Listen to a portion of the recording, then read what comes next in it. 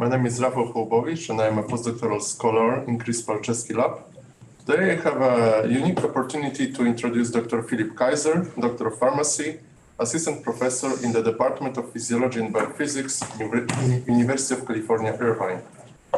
Dr. Kiser has received his Doctor of Pharmacy degree in 2005 from St. Louis College of Pharmacy with magna cum laude distinction and a Merck Award, and his PhD in molecular pharmacology in 2010 from Case Western Reserve University in Cleveland, Ohio, where he worked under mentorship of Dr. Krzysztof Palczewski on structural and biochemical studies of RPE65, the retinoid isomerase of the Ribpl cycle, and received Doctoral Excellence Award.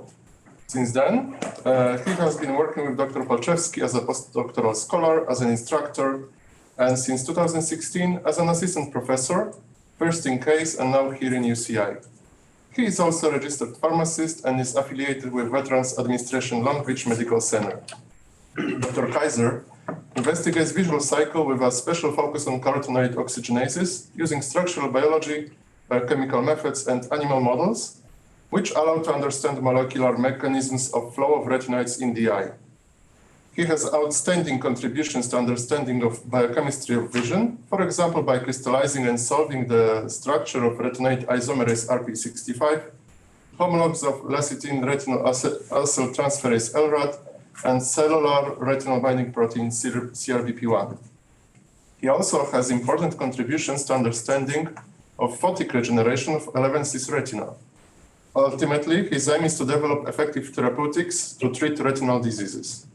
His research is funded by grants from National Science Foundation, National Eye Institute, and Department of Veteran Affairs. Dr. Kiser is an author of over 80 peer-reviewed articles and has been cited over 2,500 times. He received numerous honors and awards, including PhD Award in Vision Science. He mentors postdoctoral scholars, graduate and undergraduate students, and is a dedicated academic teacher. Without further ado, I invite you to his talk titled Visual Cycling from Mice to Macromolecules. Thank you.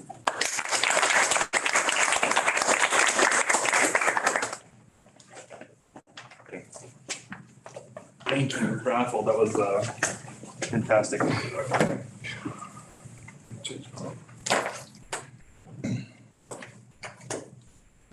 That's the fanciest I've ever seen you look, Philip. So, Mary, thank you. I spoke in this seminar series before it got the distinguished part in the title. And now that I'm speaking in it, the distinguished seminar series, I'm thinking, I'm not really that distinguished. So I need to do something to kind of compensate. Well, you look like you're about to recite your bar mitzvah. Oh my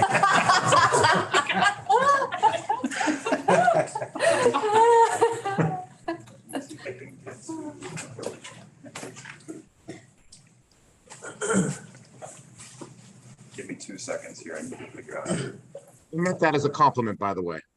I'm not referring to your youthfulness, but your distinguishedness. By the look, how one could be an associate professor at that age. A boy genius. Okay, share screen.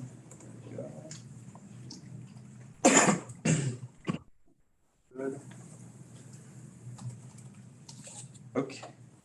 Yes, good. Okay.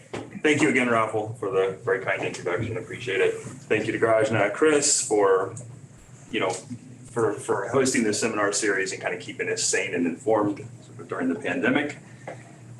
So as you can sort of gather from the title of my talk, From Mice to Macromolecules, what I'm going to talk today is going to be pretty broad in terms of the experimental approaches that we're using.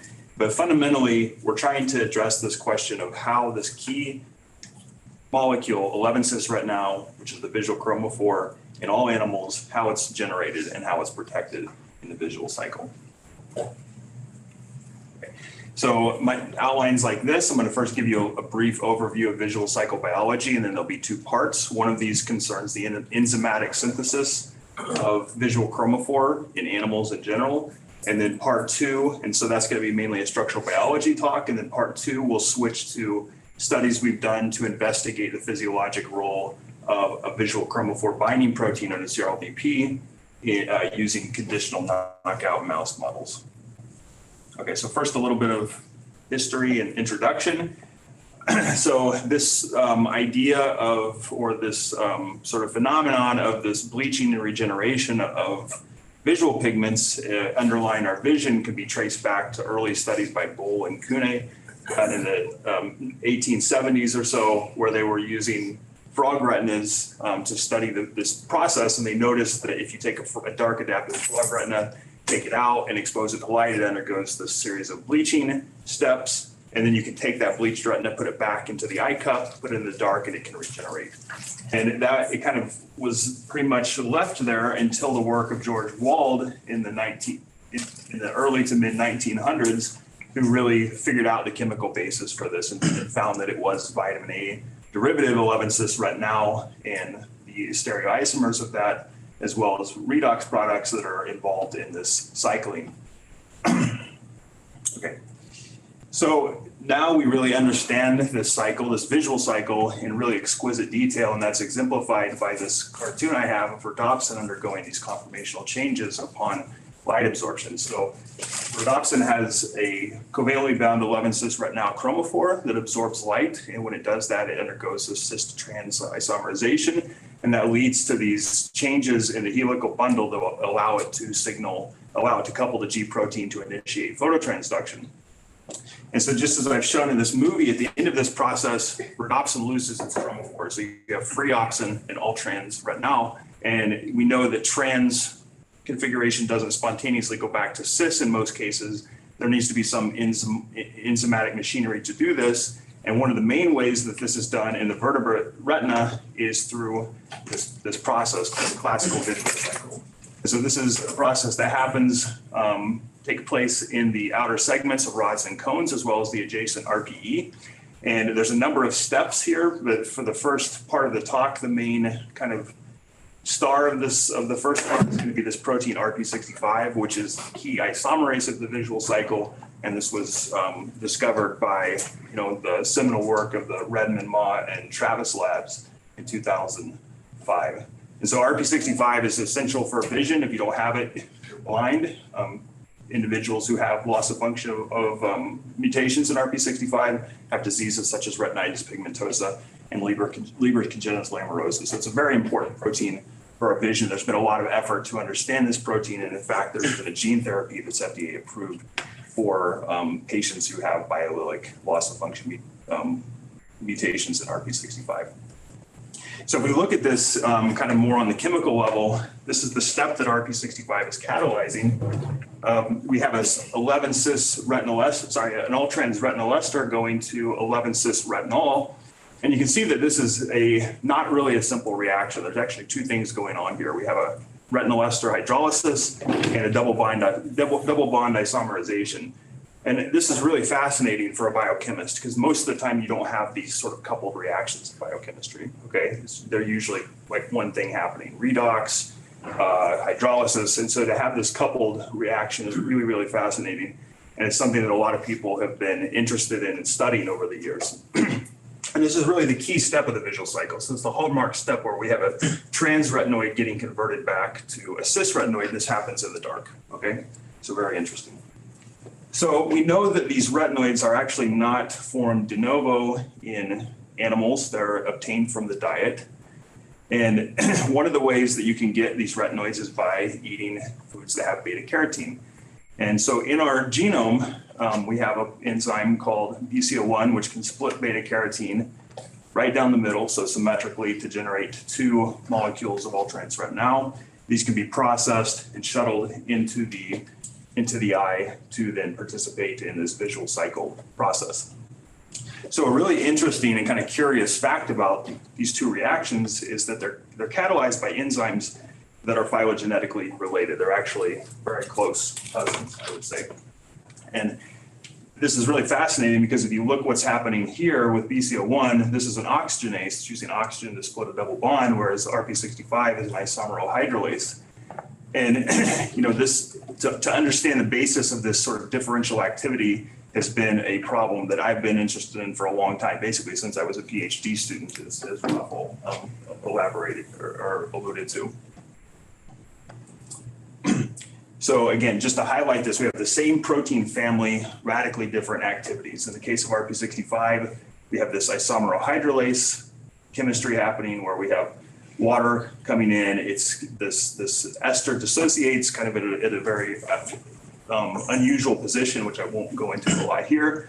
But at the same time, we have this isomerization happening at the 11-12 double bond, whereas this BCO1 is using oxygen to split beta carotene and other provitamin A carotenoids.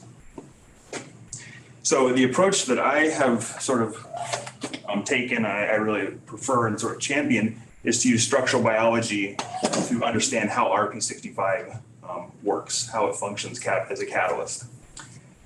So we had some early success with this. As Rafael mentioned, one of the first projects I had was to determine the structure of RPE65, and that's shown here, where you see that this enzyme, here's this iron that's required for activity, sort of buried in the interior of the protein, and it's this active site's a cul-de-sac. Okay, so that substrate, this retinyl ester, has to enter in, and probably the products have to go right back out the way that the substrate entered. And so the question was, whenever we had this structure, it was very informative, but it didn't really address how the ester is oriented in the active site during catalysis. It could go in this way or it could go in that way. And then a related question is, what's actually driving the retinyl ester hydrolysis and the stereoselective trans-to-cis isomerization? And so this took a few more years, but we were eventually able to address this question by using actually a drug molecule that's been studied in clinical trials for treatment of AMD, and that's this molecule Emixistat.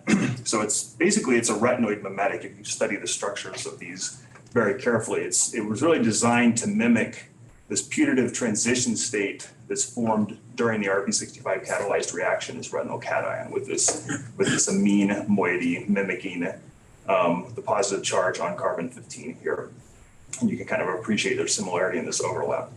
So we were able to use this to generate a complex structure of RPE65 with Emixistat, and sort of fortuitously, we also found that there was a palmitate molecule found here. So this essentially addressed this question of how retinyl esters sit in the active site during catalysis. Okay, we know the retinoid now is binding here with a fatty acid moiety here during catalysis.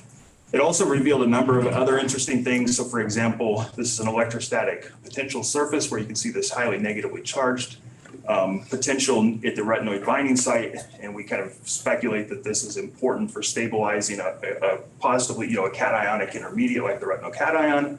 And we were also able to rationalize the role of these residues, phenylalanine 103 and threonine 147, that had been identified by the Redmond and the Mall labs as being important for the stereoselectivity of RPE65. So this was all really great, but one of the things that was missing, and one of the things I've always kind of believed, is that we really need to understand not only RPE65 structure, and I'll point out RPE65 is kind of the black sheep of this family. This activity that it does is very unique to RPE65, and almost all the other members of this superfamily do this sort of oxidative cleavage reaction like BCO1 does. So what we were missing was a structure of something that was similar to RPE65 but had this sort of canonical oxygenase function. And so we actually found the answer, or a model, in an unexpected place. We found it actually in our archaea. So this was work that was published a couple of years ago by a graduate student in the lab, Anahita Daryawala. And we were looking at sequences that from sort of distantly related organisms that bared some sequence similarity to RPE65. And we were sort of looking at these organisms because typically this type of protein is more easy to express in our E. coli expression system that we like to use. And so we found this sequence from this organism, Nitrositalia devonatera. Again, this is an archaean. And whenever you do a sequence alignment between this protein and RPE65, what you find is something very interesting. For example, we have this nice conservation of those residues I mentioned on the previous slide that are important for isomerization, stereoselectivity, as well as partial conservation of this PDP-CK motif, which was identified by Mike Redmond's group as being something that kind of unique to metazoan sequences. So we got interested in trying to express this protein to see if it would be suitable for the studies that we want to do. And we found actually that it expresses extremely well. So this is a supernatant fraction. This is the band of interest. So it's quite pure even from the start before we do any chromatography. And after 2 steps of chromatography, we can end up with this final preparation where we have a highly enriched sample. So that's good. One thing I'll point out about this protein is that it can be purified in the absence of detergents. And that's unusual for this class of enzymes because they sort of behave like membrane proteins to some extent. They typically have a hydrophobic patch that allows them to bind to membranes to access their hydrophobic substrates like carotenoids. So this was a kind of a nice feature of this enzyme as well. So we then took this material and asked, what does this enzyme do catalytically? So we found that if we put in this substrate, beta-apo 8' carotenal, which is A, and we incubate it with this NdCCD, we get a new product B that has a shorter lambda max.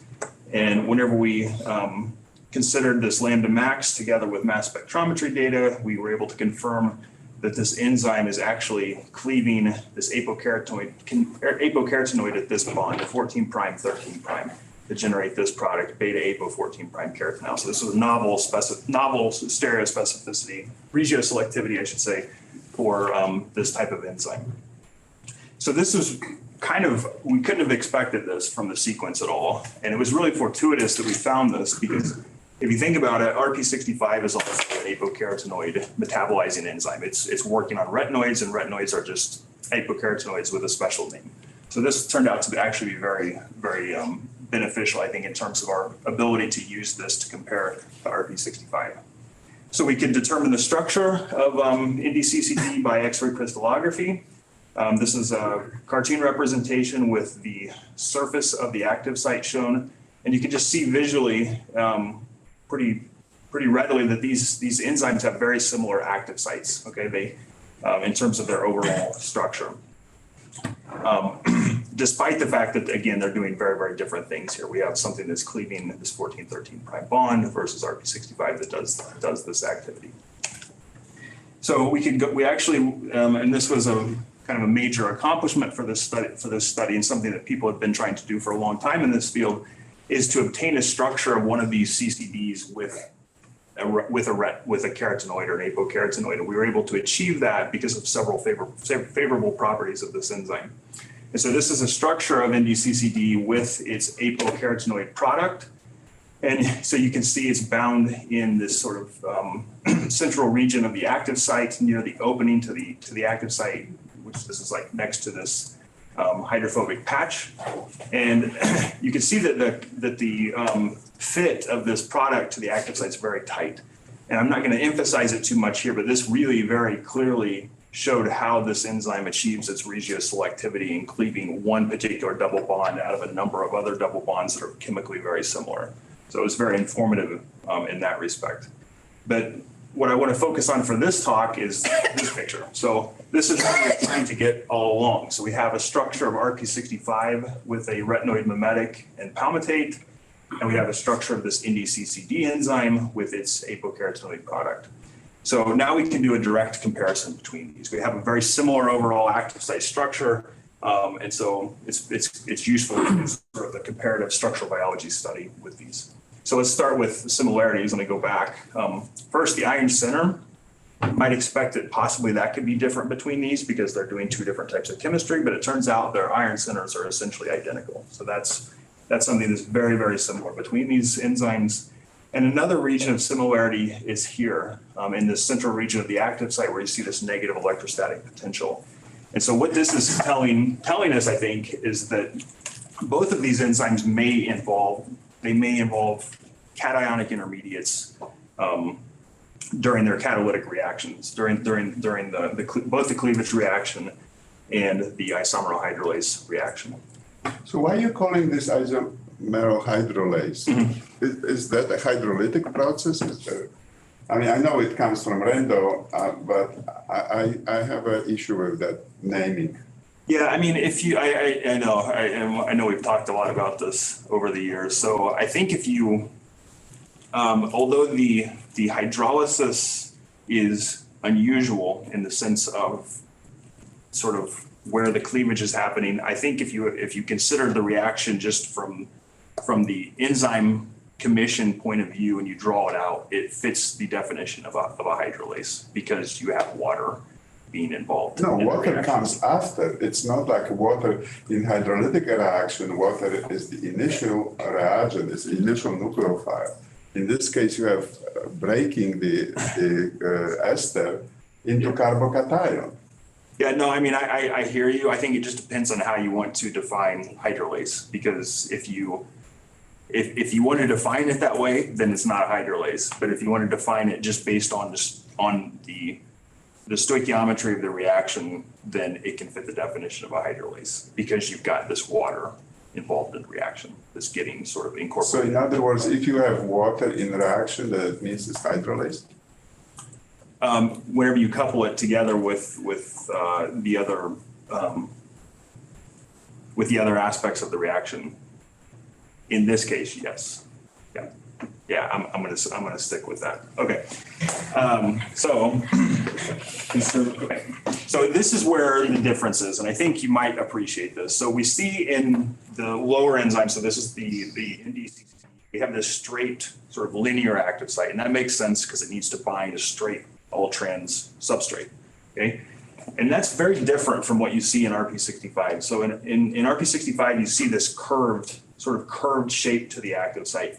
And if you consider this to be sort of a retinoid-like molecule, you can kind of see that the active site is bending this into this sort of kinked conformation. So it's sort of like a cis-like conformation. And so again, what I can conclude from this is that the active site of RPE-65, probably an important component of the catalysis is deformation. So whenever the substrate binds, the active site is actively, through steric effects, bending the molecule into a state where it's prone to undergo the isomerization to the 11-cis configuration, okay? And that can happen once the bond order of the 11-12 double bond is lower. Okay. Now, looking at the distal part of the active site, you can see that in comparison to NdCCD, where you have more aromatic residues, which are probably important for interacting with the polyene chain of the substrate, in RPE-65, you see a lot of substitutions to aliphatic, and that makes sense because we have this acyl chain, and that's probably a more favorable way to interact with that part of the substrate. Okay, so that's published stuff. So now I want to move to the unpublished thing, if you're thinking about the roles of these CCDs, so RPE-65 and BCO1 and all these other enzymes in the superfamily, there's one other protein that I would say there's an interesting twist to this, and that's whenever you look at CCDs in insects, okay? So in insects, there's a protein called NinaB, and most insects only have one of these CCDs. And I'll just tell you the conclusion from this, and I'll go back and tell you a little bit of history. It turns out actually NinaB is also a visual chromophore synthetic enzyme. And so if one is interested in this process of visual chromophore production in animals in general, this is a very important enzyme to also take a look at. And that's what the next part of the talk is about. Okay, so NinaB, so this has a very different name than like BCO1. So where does this name NinaB come from? Well, it stands, that's an abbreviation for neither inactivation nor after potential. And that name comes from this ERG phenotype that was found in a series of mutant Drosophila, okay, fruit flies. So in the wild type Drosophila, if you do ERGs on these animals, what you see is you deliver a blue flash, you get this depolarization, and you get a after depolarization. So the voltage doesn't go back to baseline, it stays depolarized. And if you deliver subsequent flashes, you don't get as strong of a response. So this is an after potential, and you see this in activation. If you look at this series of Nina mutants, C, A, B, D, E, to various degrees, they have lost this. So their potential goes back to baseline, and they don't have this in activation, okay? Now, what has been, and this was work by Bill Pack's lab that started in the 1970s and kind of continued on for a number of years. And this technique turned out to be really like a golden goose, I would say, for elucidating the components of vision in the fruit fly and in insects in general. So what they found is that in all of these Nina mutants, the commonality to all of them is that all of them have a reduction in rhodopsin content, okay? So to various degrees. Okay, so going back to just a very recent speaker in this series, Johannes von Lintig, working with Klaus Vogt, decided to look at this one particular mutant here, NinaB, okay? And they were able to clone this, again, based on sequence similarity to what had been a recently discovered plant enzyme in this family. And so they found that this indeed encodes a carotenoid cleaving enzyme. And they were able to show this by looking at this experimental system where we have E. coli that normally produces carotenoid, and if it remains intact, the E. coli are yellow or orange. And if you have an active carotenoid metabolizing enzyme, it cleaves it up, and then the bacteria lose their color. So in this particular NinaB P315, there were 3 mutations, okay, one here, here, and here, and they were able to trace this to the inactivating one to this residue 280. Sorry about that. 280, and they were able to show through reversion that they were able to restore the activity whenever they put back in the wild type position. Okay, so that nailed down that NinaB actually is a carotenoid cleaving enzyme. Now, something kind of else that's very interesting about insect rhodopsins that differs a lot from vertebrate rhodopsins is that they don't lose their chromophore after isomerization. So you can have a light absorption, you can go 11 cis to all trans, and then if you have a second photon of a longer wavelength, you could just directly flip it back to the 11 cis configuration and inactivate the rhodopsin.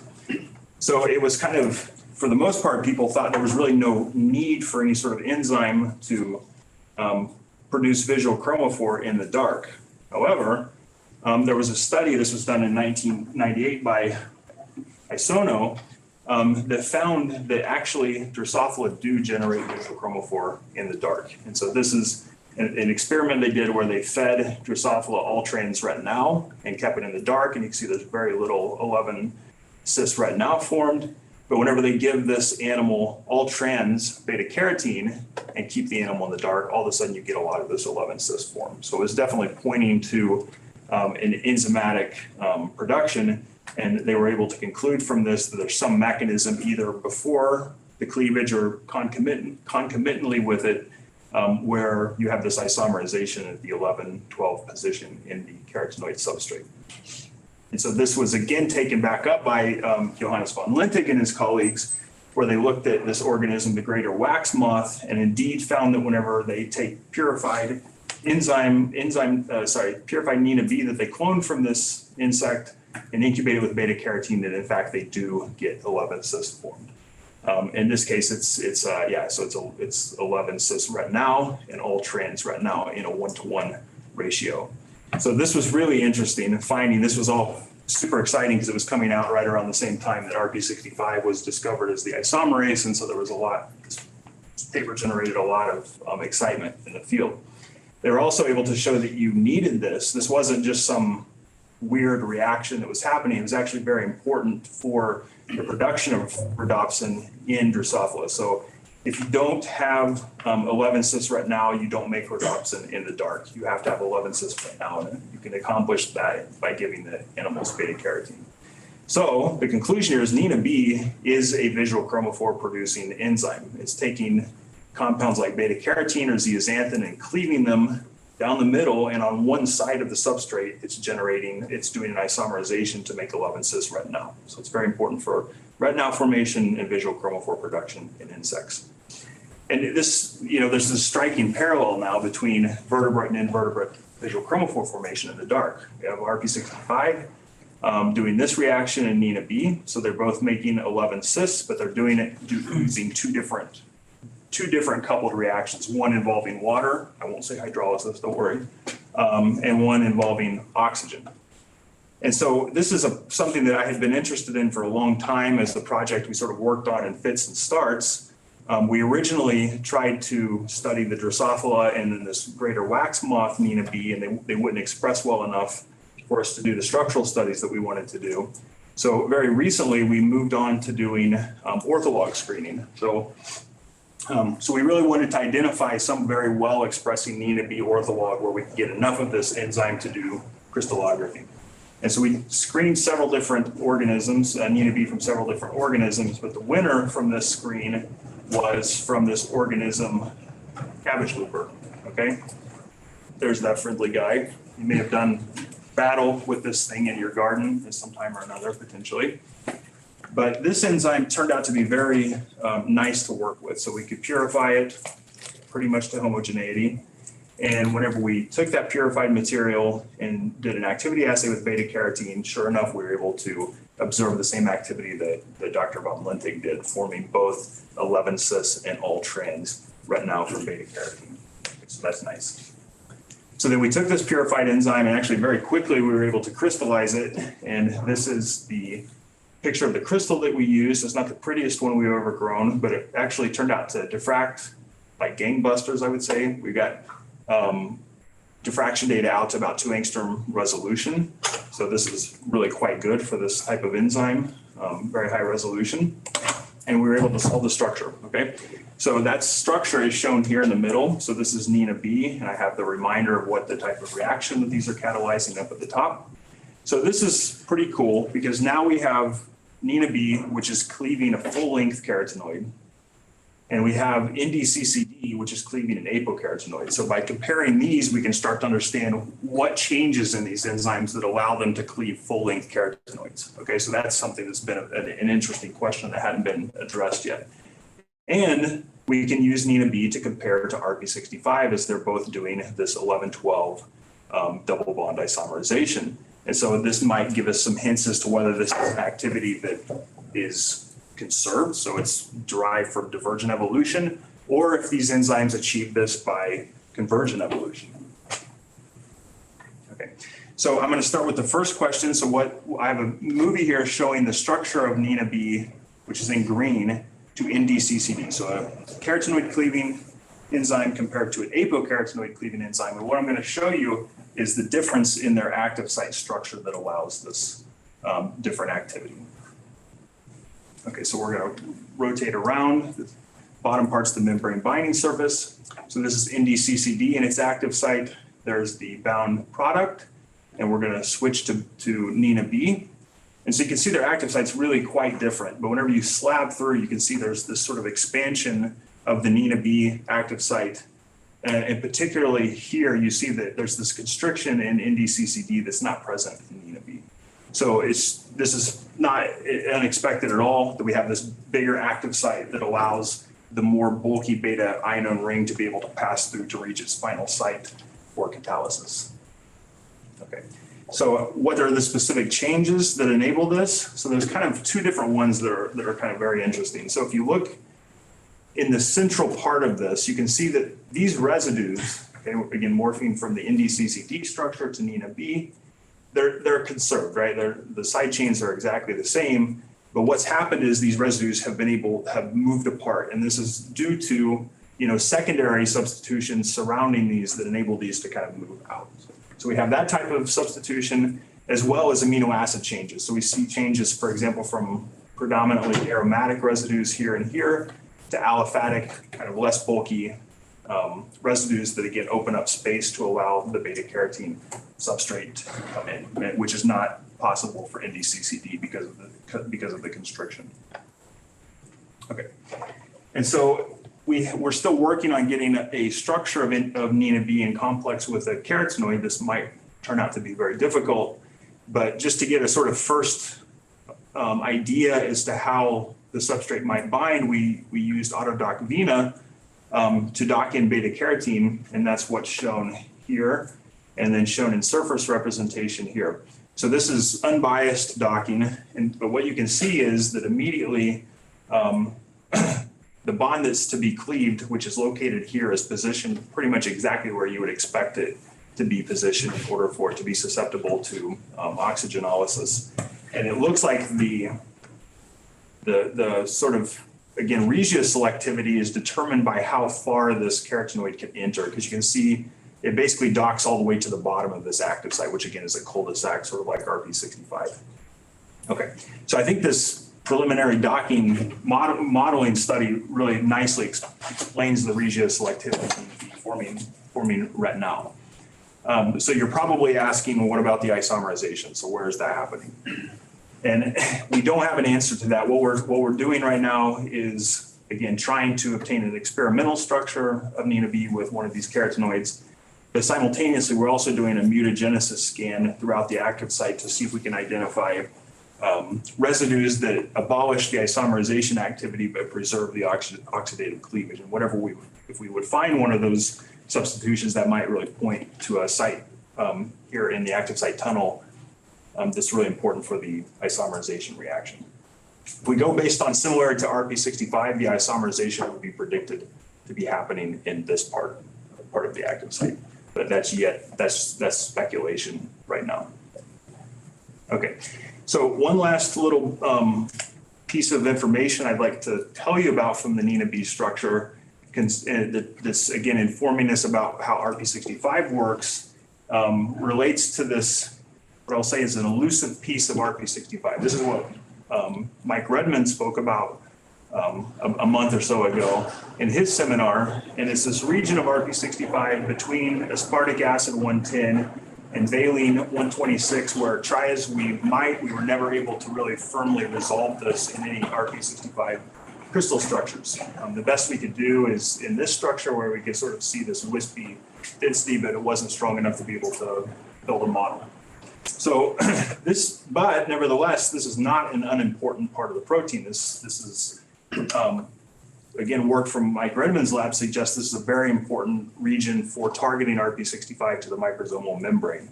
And it in fact contains a cysteine that's known to be palmitoylated, important for that process.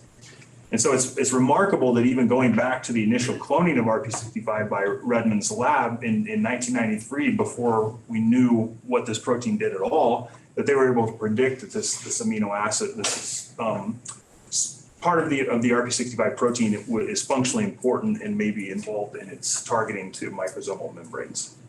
And in this paper, they predicted that it would adopt this amphipathtic helix, where you have a hydrophilic face on one side, a hydrophobic face on the other.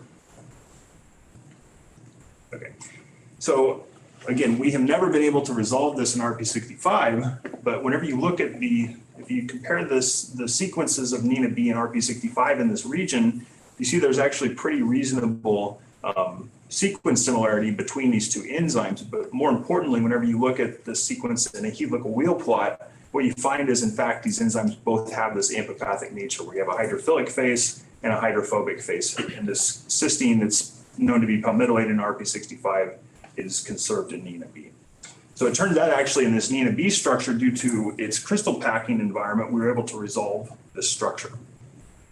And that's what I'll show you in this movie. So I will rotate around to the membrane binding surface of the enzyme, and we'll zoom in on this region of interest. So this is that preceding PDPCK, in this case it's an H for NinaB. As you can see, actually this region appears not to be fully alpha helical. You actually have a beta turn followed by this sort of irregular region, and then what is in fact an amphipathtic alpha helix followed by another beta turn. So what's really interesting is we were able to see this in two different conformations in two different protomers in the crystal structure. And so let me morph to the next conformation. So you can see that this helix is really mobile, so it can move a lot.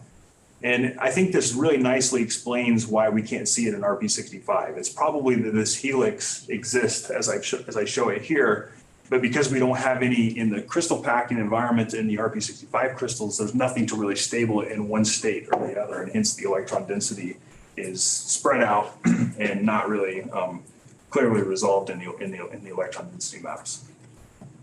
So what I would propose from this is that indeed Michael Redmond was correct on this amphipathtic alpha helix, but it's probably not involving this entire sequence. I would propose that instead this alpha helix is shorter and it's flanked by these two mobile regions, either a beta turn or beta turn alpha helix, depending upon the particular state, that allow this to move around, okay? So this is really interesting. If you look at a lot of protein structures, it turns out that mobile elements are frequently very functionally important. And so I think this warrants additional investigation, what the functional significance of this very high mobility is. But clearly, I think this firmly nails down that this region is important for the membrane binding, the membrane binding affinity of RPE65. Okay, so from this first part, I hope I've kind of convinced you that these comparative enzymology studies have helped further clarify the structural features that enable the unique catalytic activity of RPE65, and that we've been able to get a new idea as to what the structure of this elusive region of RPE65 is, which has been addressed through studies on NinaB. So with NinaB, I think this provides a new avenue for looking at RPE65-like activity, because we have a protein that can be expressed in E. coli in high yields. And so we may be able to now probe in to the mechanism and be able to maybe resolve some of these intermediates that have been hypothesized for RPE65, but have been difficult to experimentally kind of get at because of the limited availability of RPE65. Okay, so let's see where I'm at on time. Okay, good. So now I'm going to take off structural biology hat, put on animal model hat. So we're going to switch gears completely and talk about an investigation that we've been doing on the role of CRLBP in rod and cone vision using cell-specific conditional knockout mice. Okay, so the star of this part of the talk is this protein on the right, CRLBP. This was a structure that was determined by Occam Stoker's lab in 2009. And this is an 11-cis retinoid binding protein. It can bind both 11-cis retinol and 11-cis retinal. It's encoded by the RALBP1 gene. So if you'll see me, I'll refer to the gene in a lot of the talk. So just keep that in mind, that that's what it's referring to. And this is a member of the Crowd trio superfamily. So this superfamily typically binds hydrophobic ligands like vitamin E derivatives and so on. But again, in the case of CRLBP, this is a specific retinoid binding protein. It binds 11-cis as well as 9-cis retinoids. If you look at where this protein is expressed in the retina, this is work from Jack Sari's lab. You can see it localizes to two places. We have it in the RPE, and we also have this expression kind of throughout the neuroretina, and this coincides with the Müller glia. So it's expressed both in RPE and Müller glia. And so if you functionally, there's been quite a bit done on this protein. We know in the classical visual cycle that the CRLBP is a very important molecule for accepting 11-cis retinal that's produced in the final step and efficiently transporting it to the apical processes of the RPE, where it can deliver it to the photoreceptor outer segment. So it's very important for the kinetics of the visual cycle. Again, this protein is also found in the Müller cells. And again, there's evidence to suggest that this is also, for sure, it's accepting, or it's binding 11-cis retinol and retinal in the Müller cells. And it's been hypothesized that this is an important protein for the function of a non-classical visual cycle that's operative in the Müller cells. Again, this is a very important protein for human vision. If you have mutations in it, it leads to a variety of diseases like retinitis, punctata albicans, and these patients will have these characteristic white dots in the back of their eye, which recent work from Sparrow and Seng lab have been able to link this to dysfunction in the RPE. There's just variable amounts of retinal degeneration, but a pretty common finding is that the patients have delayed dark adaptation and kind of night blindness, as you can see in these ERG traces. Interestingly, if you let these patients dark adapt for a very prolonged period of time, the ERG will come back, the rod ERG, indicating that, again, loss of CRLBP affects the kinetics of the visual cycle, but it doesn't completely block its activity like an RPE65 mutation would, for example. In mice, we see the same kind of phenotype in terms of ERG, where if you have a complete knockout of RALBP1, you don't see recovery. Sorry about that. You don't see recovery of the ERG even after 204 minutes after a flash. So that's compared to the wild type here. But interestingly, in mice, there's really not a strong retinal degeneration phenotype. And in fact, these mice are protected from light damage. So if this is a light damage experiment where the mice were exposed to bright light for a continuous 60 days, you can see the knockouts actually have a retained mostly normal outer nuclear layer compared to the wild type mice, which have degenerated. So, and again, this can be attributed to reduced visual cycle activity and reduced retinal formation leading to the photoreceptor damage. And then this is, again, more recent work from Vladimir Kefilov's lab, who've done a lot of studies on this protein, where they looked specifically at the cones and found that loss of CRBP function leads to a delay in cone dark adaptation specifically. And this was achieved by using a mouse line that doesn't express GNAT1, which is the rod transducin. Okay, that was evident both in vivo as well as ex vivo. And further, they found that loss of CRBP causes a loss of M-cone opsin staining in the dorsal region of the retina and some M-cone opsin mislocalization, and I'll come back to that in a little bit. Okay, so this basic question of what are the functional differences between CRBP and the RPE and the Müller glia has been, we're definitely not the first to ask this. There's actually been quite a few studies over the years. And a lot of these have used the zebrafish as a model organism. So zebrafish are convenient for this type of study because they actually they have two different CRBP genes, A and B. There was this whole genome duplication, and those are, so you have these onologs in certain genes. And so A is expressed specifically in the RPE, B is expressed in the Müller glia specifically, so you can just do a knockout of one versus the other, or a morpholino knockdown to try to get at this question. So the earlier studies, which relied on morpholino knockdown, suggested that CRBP in both pools, both the RPE and the Müller cells, are important for pigment regeneration. But a more recent study by the Newhouse lab, again in collaboration with Johannes von Lintig, indicated that it's the CRBP and the RPE that plays the most dominant role in cone pigment regeneration. In mice, there's evidence that CRBP in both cell types is important for cone function.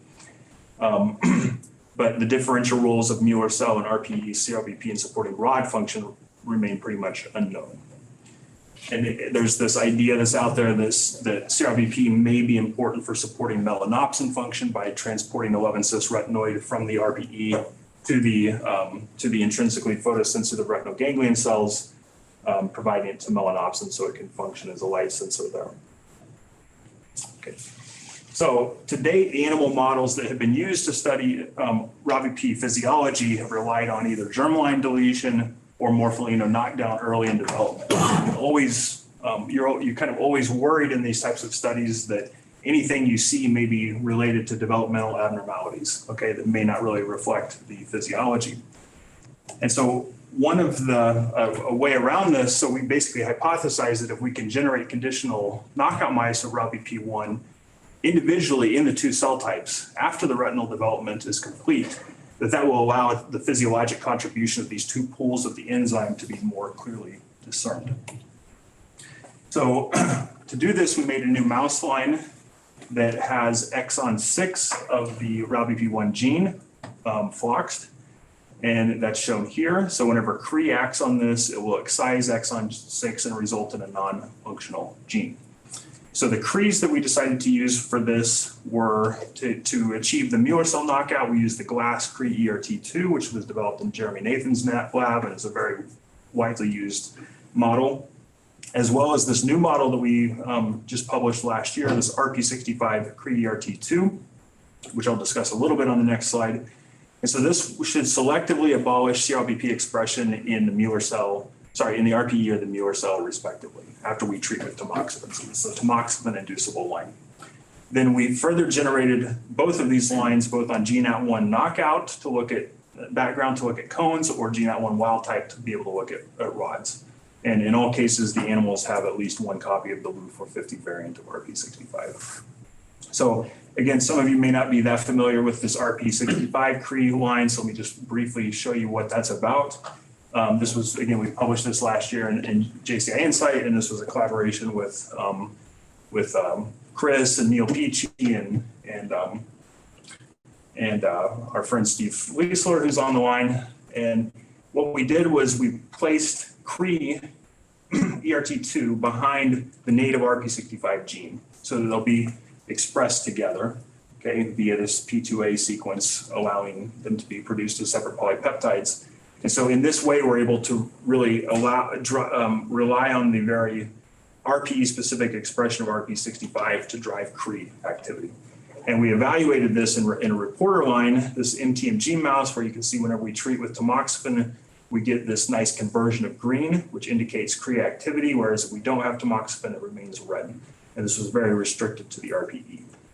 So again, one of the major motivation for developing this line was to enable such a study with CRLBP. So this next slide kind of shows how this line actually works with an experimental flox allele. So this is a conditional knockout of RLBP1 in the RPE. And what you can see is that in the vehicle, we have these two areas of staining, the RPE and the retinal staining. After we treat with tamoxifen, the RPE staining is completely gone. You can appreciate that better in this zoomed in image. So this kind of confirms that this line is working very well, this particular flox allele, in eliminating expression in the RPE. And likewise, we were able to, again, use the glass Cree-ERT to eliminate retinal expression of CRLBP while retaining the RPE expression, okay? So this just demonstrates that we're able to achieve what we want in eliminating the one or the other of the pools of CRLBP. So for the data I'll show is just going to be for the RPE knockout. The Müller cell line kind of lagged behind a little bit. We're currently working on it, but I just want to show the results from the RPE knockout today. Okay, so first order business, looking at the retinal structure following 4 months of CRLBP deficiency in the RPE. I won't go through this in any detail. Basically, the retina was normal. If you look at the outer nuclear layer, there's no difference between these. So that was good. We didn't want to have any serious retinal degeneration. In fact, it wasn't expected. And whenever we look at the rod-mediated ERGs, again, sort of as a measure of rod health, what we found is that the responses were very similar between the vehicle-treated or the RPE knockout. There may be some difference here in the A wave, but this was kind of a small number of animals. And so I'm not sure how reliable that is. We kind of need to increase the animal numbers for this experiment. But overall, the ERG function looks very good in dark-adapted animals. Okay. Now, looking at dark-adapted cone responses, by the way, I need to acknowledge that. So this is work from a collaboration with Vladimir Kefilov's lab, and this was data from Sasha Kolesniakov. So I want to acknowledge his contribution here. Same thing, ERG data from the Kefilov lab, where they were looking at cone, dark-adapted cone ERG responses. So this is the GNAT1 knockout background. And so what you can appreciate from this is there is actually a suppression of cone responses in the knockout mice, okay? So what might be causing this? Well, Vladimir suggested we look at cone M-opsin staining to see if there's any issues with the expression, because they had noticed in the global knockouts that there was M-cone mislocalization and some loss of cone photoreceptors. So they were kind enough to share a couple of these global knockout mice with us, and we compared those to our sort of wild type or oil treated and tamoxifen treated animals. And what you can see from this is, in fact, if you look at the wild type, you see this M-opsin staining is very restricted to the outer segments. But whenever you compare this to the global knockout, you can start to see some of the M-opsin staining kind of here in the outer nuclear layer and in the outer plexiform layer. And we kind of see some of the same phenomena here in our RPE knockout, where we can kind of see this M-opsin staining in the outer nuclear layer and some heavier staining in the outer plexiform layer. So this is with a small number of animals, and we need to confirm it, but we may be observing kind of the same defects that they observed in the global knockout study. Okay, so this is kind of a very interesting result, something that was a little bit unexpected. So if we look at, what this is a dark adaptation experiment where the mice are dark adapted. They're given bleaching exposure that eliminates 90% of the cone pigments and then allowed to recover over time. And so we're monitoring ERG responsiveness over time following this photo bleach. And what you can appreciate from this is whenever we normalize to the dark adapted level, that there is a rather significant suppression of cone recovery following this photo bleach across all the time points. And this is kind of somewhat unexpected because I guess we were more expecting the Müller cell to contribute the most to the cone recovery, but it looks like the RPE is actually playing quite a dominant role in this process. So also we wanted to look at the role that RPE-CRBP is playing in overall visual chromophore recovery over time. So this is retinoid analysis where we're looking at dark adapted state, bleached, and then allowed to recover for various periods of time in the dark. So this is our knockout, this is our oil. So this is kind of like a typical wild type picture where you have a bleaching almost all of the 11 cis, but by the time you get to about 1 hour and definitely by 2 hours, it's all come back and the retinal esters have declined back to their baseline levels. If we look at the RP knockouts, what we see is that these 11 cis remain suppressed. At 2 hours, there's still very little that is recovered, and you really only get appreciable recovery at 24 hours, and it probably takes even longer than that to come fully back to the fully dark adapted state.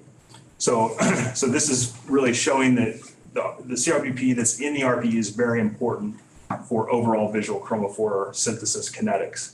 One other interesting finding that's very different from what has been shown in zebrafish is if we look at the baseline retinal ester, so this is in the dark adapted state, compared to the baseline retinal esters in the knockout, it's much lower in the knockout. And this is exactly opposite to what's been seen in zebrafish, where they see an accumulation of both all trans and 11 cis retinal esters. And so I don't have a good mechanistic explanation for this, but it's something that's reproducible. And I'll say it was actually reported by the recent study by Sparrow and Seng's lab, where they observed the same thing with retinal esters being lower in the dark adapted state in global knockout mice. Okay, this is just quantification of that data. Okay, so conclusions and future actions for part 2. So basically, the main thing we're focused on now is studying the Müller cell conditional knockouts. So those things are happening pretty much as we speak. So conclusions, though, what we found is that near complete RABP1 deletion in the RPE does not cause any sort of profound retinal degeneration up to 5 months, although we did see some of the M-opsin mislocalization that was described in Vladimir Kefilov's study on the global knockout mice. RPE-expressed CRBP is a significant contributor to the cone dark adaptation process, which was somewhat unexpected, but it actually turned out to be pretty significant. And we see the RPE-expressed CRBP is the major contributor to overall visual chromophore synthesis rate. Okay? Loss of RPE-expressed CRBP results in depletion of resting retinal ester pool, and this was exactly opposite to the findings in zebrafish conditional knockout studies. So it's something that there's some difference in the physiology of those animals that probably explains this. Okay, so lots of people to thank here. For the first part of the study, I want to acknowledge Yasmin Solano, a graduate student in the lab, working with Jude and Kelly to develop the NinaB project. And they were the ones that did the crystallization. And so kudos to them for making that happen. The second part with the CRBP knockouts, Marco Bassetto, Maximilian Halabi, and David Einstein basically drove this project and did all of the immunohistochemistry, visual chromophore recovery, et cetera. So thanks a lot to them. Big thanks to Vladimir Kefilov and Sasha Kolesnikov for the ERG collaboration, and all my great colleagues in the CTVR, particularly Chris Palczewski, for making it such a fantastic place to work. Collaborators at Case Western Reserve, Johannes for expertise in carotenoids, and Greg Tocktrop for chemical synthesis. Jack Sari for providing us with a really awesome CRBP antibody, and Adam Kubas for his expertise in retinoid isomerization. Want to thank all of the synchrotron facilities for giving us ample time to do our crystallography projects, and of course funding from these organizations. We wouldn't have been able to do anything without that, so I appreciate all of the support. Thank you all for your attention. Philip, if I may start, I'm still going to talk about this isomeral hydrolase, but that will be a second. First is it possible that CRLBP in Müller cells is not really involved in an isomerization and novel isomerization or anything like that, but simply it's a buffer for all 11-cis retinal that comes from RPE. And you have example of RDH12 that localizes to inner segment, like clearing out any of the retinoids that will diffuse too far. Right. So is it possible that simply because you don't have LRAT in Müller cells, you don't have RPE, could be possibly that just as simple as sync for mislocalized, if you will, 11-cis retinal? That's my first question. And the comments about the hydrolase. I think it's important because it implies that the mechanism involves water breaking down compounds. Those are the hydrolases. Hydrolases are defined as the enzymes that break original compounds with help of water. And you have all of this NinaB and other enzymes, they use oxygen. There's even the member of the family are not hydrolases. And in this case, the compound breaks without help of water. So it's really not, water is just quencher of the product that you're making. So those are my two cents on both topics. I would argue that the quenching is helping, that it is, if you don't have the water, it's just going to sit there and it's probably going to go back. So, let me just go straight. I know you hold the March organic chemistry textbook in high regard. They classified this type of reaction as a hydrolysis. Sorry, but we'll continue. So, yeah, we should continue on this. We should continue that topic. Absolutely. So, going to your first question, yes, it wouldn't surprise me at all if some of the 11-cis that's bound in the Müller cell CRBP comes from the RPE. The other thing we need to keep in mind is that in the Müller cells, this is,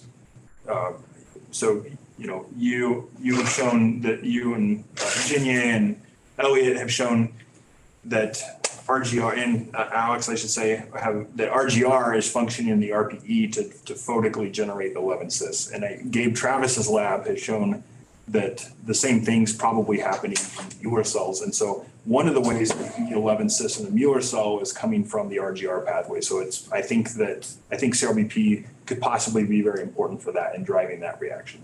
So, but yeah, I think that it's probably both. But clearly from what I'll say is clearly the Müller cell CRBP is important for cone function. We know that from Vladimir Keflov's lab with AAV work delivering CRBP specifically to the Müller cells, and in fact that rescues the cone dark adaptation. So I mean, clearly it's important for cone function. But again, like you're saying, where those retinoids are actually originating from is something that still needs to be sorted out. Okay.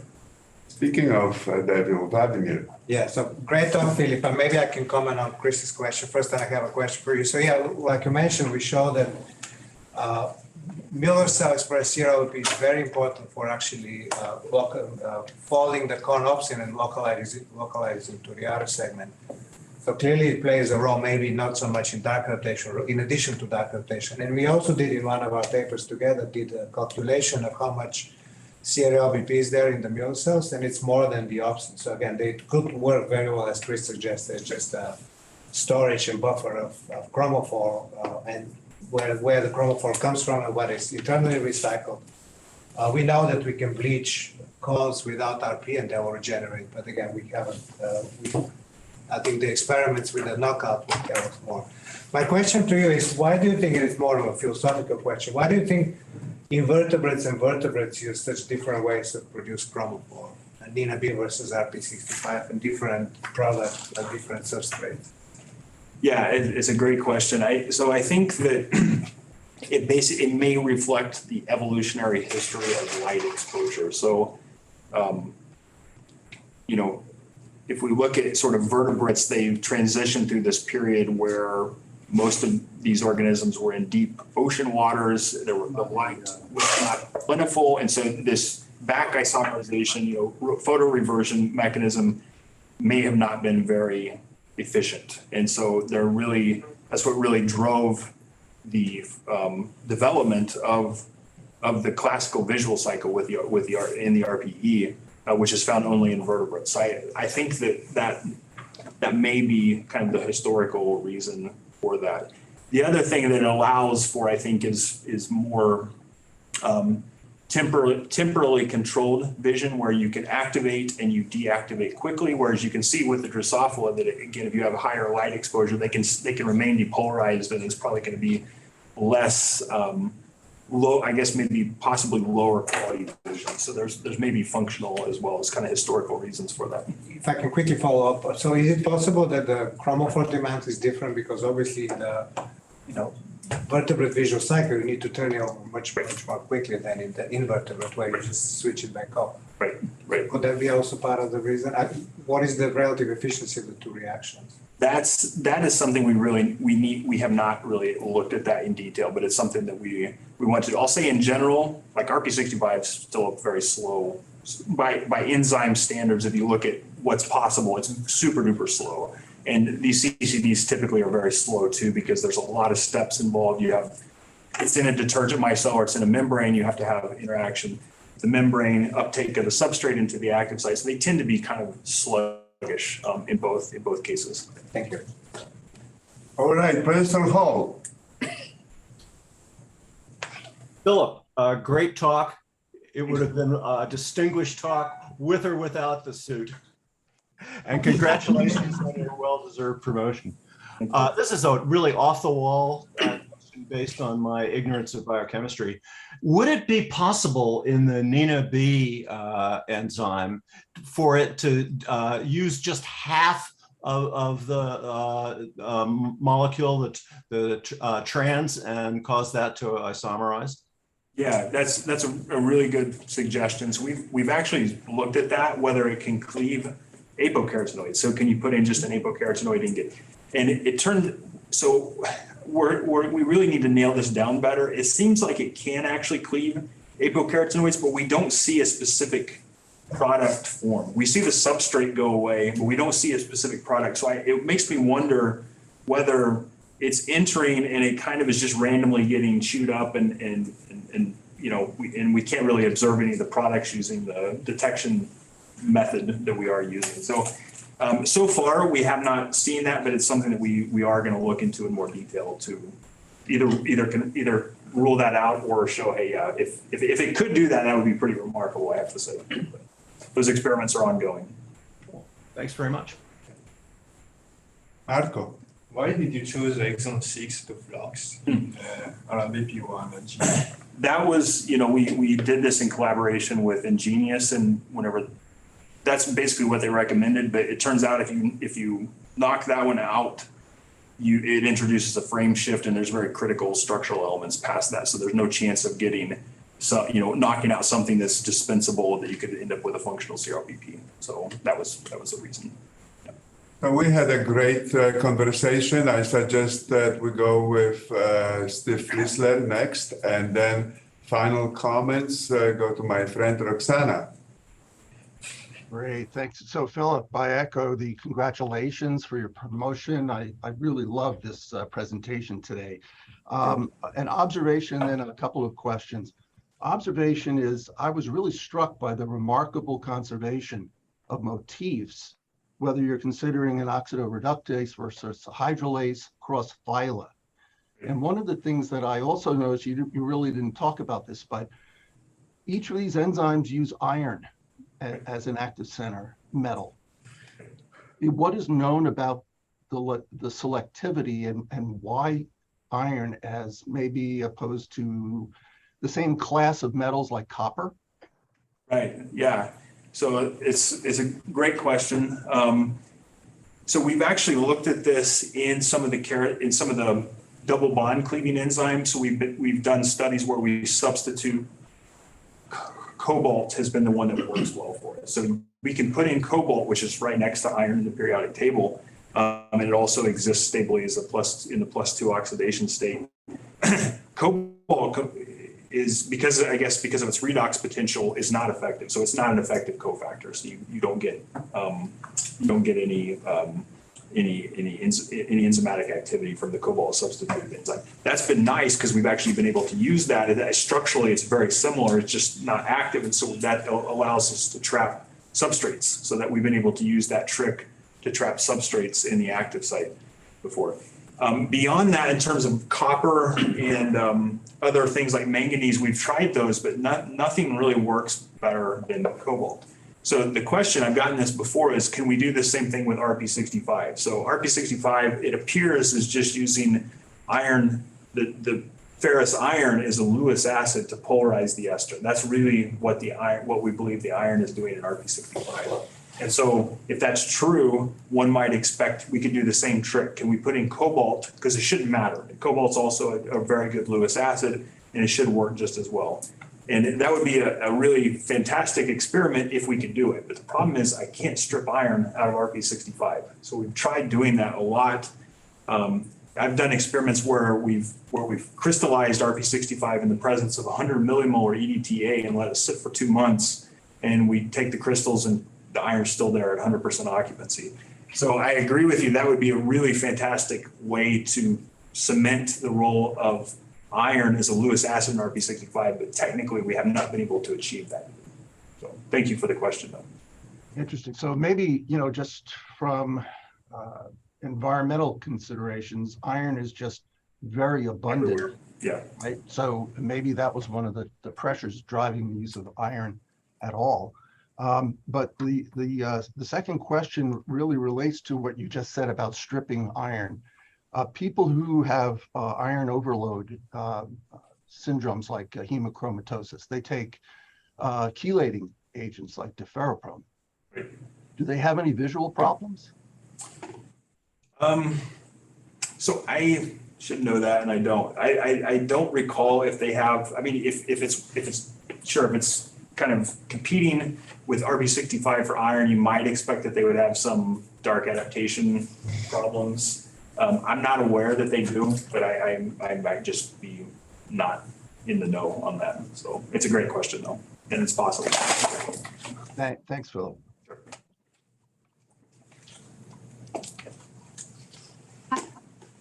Hi, Philip. Well, this was wonderful presentation, and I'm really enjoying all this progress and discovery that's made in your lab, and of course in collaboration with Chris and other esteemed scientists. And I am quite interested in the palmitoylation status of the RPE65, and to put it in the context is of the living eye. In the light, we know there is a net increase of this all-trans retinyl palmitate, which is the substrate of RPE65. And we know also that there is a relationship between palmitoylation and the membrane bound. Does the light change the palmitoylation status of the RPE65? Yeah. So I have to say we haven't done a lot of experiments to directly look at that. I think that's kind of been the direction that Mike Redmond's lab has gone. Of course, there's the well-known palmitylation switch study that was published, in the 2000s from Rando's lab, where they had hypothesized that this cyclic palmitylation is what was causing RP65 to go from a soluble to membrane-bound state, and that was controlling its activity. That I think almost all of that study was eventually sort of disproven in terms of its details, but the idea has lived on that might actually be important. The cyclic palmitylation might be important. So I definitely don't rule it out that there is dynamic palmitylation and that's affecting the membrane binding and the function of RP65. But it's not something that I don't want to say anything more about it because it's not really experiments that we've really looked at in any sort of detail. But it's a great question. Thank you. Definitely. And congrats for your promotion. Thank you, Roxana. Wonderful.